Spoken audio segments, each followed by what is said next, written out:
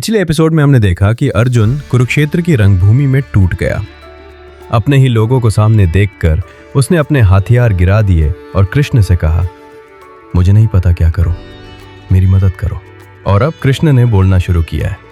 लेकिन कृष्ण ने जो पहली बात कही वो युद्ध के बारे में नहीं थी, वो अर्जुन के बारे में भी नहीं थी। वो एक ऐसा सवाल था जो हर इंसान को एक बार अपने आप से पूछना चाहिए। तुम कौन हो? सचमुच में तुम कौन हो? क्या तुम वो शरीर हो जो एक दिन बूढ़ा होगा और मिट जाएगा, या तुम कुछ और हो, कुछ ऐसा जो कभी खत्म नहीं होता?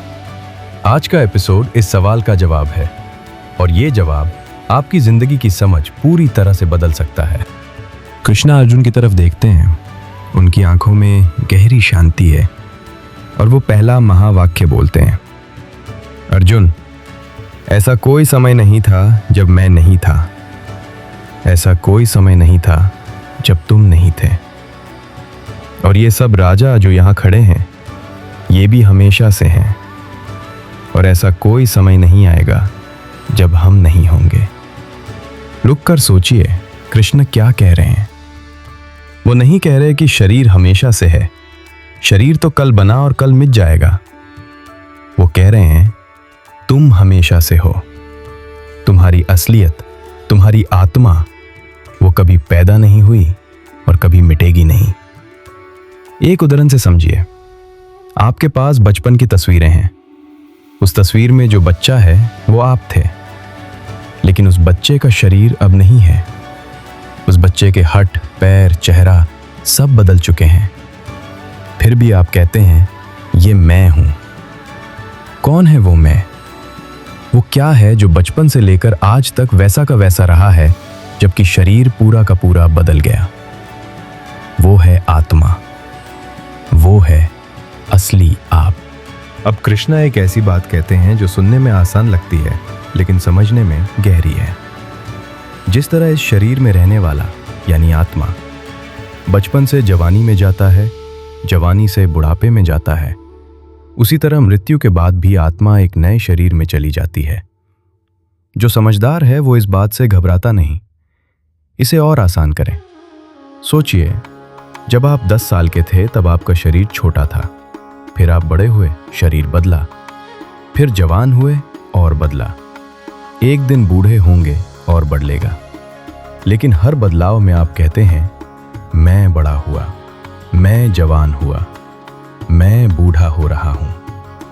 वो मैं कभी नहीं बदला। शरीर बदला, लेकिन वो जो शरीर को देखने वाला है वो वैसा का वैसा है। कृष्ण कह रहे हैं मौत भी ऐसे ही है। जैसे तुम बचपन से जवानी में गए और तुम्हें पता भी नहीं चला, वैसे ही आत्मा एक शरीर छोड़कर दूसरे में चली जाती है।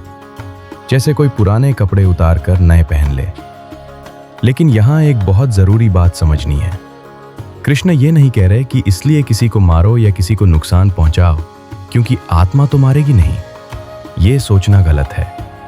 कृष्ण ये बात इसलिए कह रहे हैं ताकि अर्जुन को ये समझ आए कि मौत से डरना गलत है, कि जिनके लिए वो रो रहा है उनका असल वजूद कभी खत्म नहीं होगा। ये शोक दूर करने की बात है, हिंसा को सही ठहराने की नहीं। ये बात पूरी गीता के संदर्भ में समझनी चाहिए। कृष्ण ने पांडवों को पहले शांति का रास्ता दिखाया। जब सब रास्ते बंद हो गए तब ये धर्म युद्ध आखिरी विकल्प था। अब कृष्णा एक और गहरी बात कहते हैं, और ये वाली बात रोजाना की जिंदगी से जुड़ी है। हे अर्जुन, सुख और दुख का आना जाना ये तो मौसम की तरह है। जैसे गर्मी आती है और चली जाती है, जैसे सर्दी आती है और चली जाती है। ये इंद्रियों के स्पर्श से पैदा होते हैं और इन्हें सहना सीखना पड़ता है। कितना सिंपल है और कितना गहरा। सोचिए, जब गर्मी पड़ती है तो क्या आप कहते हैं गर्मी हमेशा के लिए आ गई? नहीं, आप जानते हैं बारिश आएगी। जब सर्दी से ठंड लगती है तो क्या आप कहते हैं अब जिंदगी भर ठंड रहेगी? नहीं, आप जानते हैं धूप आएगी। तो फिर जब जिंदगी में दुख आता है तो क्यों मानते हैं कि ये हमेशा रहेगा? कृष्ण कह रहे हैं सुख और दुख बहुत सच्चे लगते हैं जब वो हमारे सामने होते हैं, लेकिन वो है नहीं सच्चे। वो आते हैं, ठहरते हैं और चले जाते हैं, बिल्कुल मौसम की तरह। जो समझदार है वो जानता है ये भी गुजर जाएगा। एक बात और, कृष्ण ने कहा, ये इंद्रियों के स्पर्श से पैदा होते हैं, यानी हमारे पांचों इंद्रियां, आंखें, कान, नाक, जुबान, त्वचा, जब ये दुनिया से टकराती हैं तो सुख और दुख का एहसास होता है। लेकिन आत्मा को न गर्मी लगती है न ठंड। आत्मा इन सब से पारे है। और अब कृष्ण वो बात कहते हैं जो इस पूरे एपिसोड का सार है। अर्जुन, वो इंसान जिसे ये सुख दुख विचलित नहीं करते, जो दोनों में स्थिर रहता है, वो इंसान मुक्ति का अधिकारी है। सोचिए इसका मतलब। कृष्ण नहीं कह रहे कि दुख मत महसूस करो, वो नहीं कह रहे कि सुख गलत है। वो कह रहे हैं दोनों को आने दो, दोनों को जाने दो। तुम वो मत बन जाओ जो तुम्हारे साथ हो रहा है, तुम वो हो जो देख रहा है। ये ऐसे समझिए, आप कभी समुद्र के किनारे बैठे हैं, लहरें आती हैं, कई बार धीमी और सुंदर, कई बार तेज और डरावनी, लेकिन किनारे पर बैठी हुई चट्टान को कोई फर्क नहीं पड़ता, वो वहीं है, स्थिर। कृष्ण कह रहे हैं तुम वो चट्टान हो। लहरें सुख और दुख हैं, आने दो, जाने दो, तुम अपनी जगह से मत हिलो। और जो इंसान ये कर ले वो आजाद है, सच में आजाद, ना खुशी का गुलाम ना गम का, वो अपने आप में पूरा है। अब सोचिए ये आपकी जिंदगी में क्या मतलब रखता है। आप अपने फोन में पुरानी तस्वीरें देखते हैं, 10 साल पहले की, 20 साल पहले की। उस तस्वीर में वो चेहरा है जो अब नहीं है, वो शरीर है जो अब नहीं है, वो कपड़े, वो जगह, वो लोग, सब कुछ बदल चुका है, लेकिन कुछ नहीं बदला। वो जो देख रहा है वो वैसा का वैसा है। जब आपको प्रमोशन मिलती है तो खुशी होती है, 2 हफ्ते बाद वो खुशी खत्म। जब कोई रिश्ता टूटता है तो दिल टूट जाता है, 6 महीने बाद वो दर्द हल्का पड़ता है।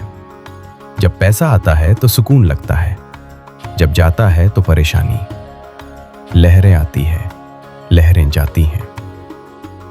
सवाल ये है, क्या आप लहर हैं या आप समुंदर हैं? अगर आप हर खुशी में उछलते हो और हर गम में गिर जाते हो तो आपने अपने आप को लहर मान लिया है। लेकिन आप लहर नहीं हो, आप वो गहरा, शांत समुंदर हो जिस पर ये लहरें आती जाती हैं। ये नहीं है कि दर्द महसूस नहीं होगा। कृष्ण ने ये नहीं कहा। दर्द होगा, सुख भी होगा, लेकिन आपको ये याद रखना है, ये सब गुजर जाएगा। और जो गुजर जाता है वो आप नहीं हो, जो नहीं गुजरता वो आप हो। आज कृष्ण ने अर्जुन को और हमें एक बहुत बड़ा सच बताया। तुम शरीर या दिमाग नहीं हो, तुम वो हो जो हमेशा से है और हमेशा रहेगा। और जब ये समझ आ जाए तो ना मौत से डर लगता है, ना जिंदगी की मुश्किलों से। लेकिन अर्जुन का दिमाग अभी भी उलझा हुआ है। वो पूछेगा, अगर आत्मा अमर है तो ये दुनिया क्या है? जो दिखता है वो सच्चा है या झूठा? क्या असली है और क्या नकली? अगले एपिसोड में कृष्णा इस सवाल का जवाब देंगे। वो बताएंगे असली क्या है और नकली क्या है।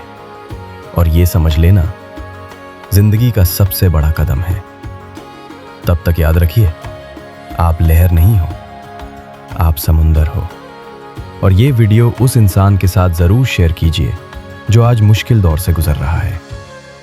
उन्हें ये सुनने की जरूरत है। ये सीरीज बनाई है गौरव बंसल और उनके 10 साल के भतीजे समर्थ ने, जो कृष्ण से बहुत प्यार करता है। हमारे लिए गीता सिर्फ एक किताब नहीं है, ये जिंदगी जीने का तरीका है।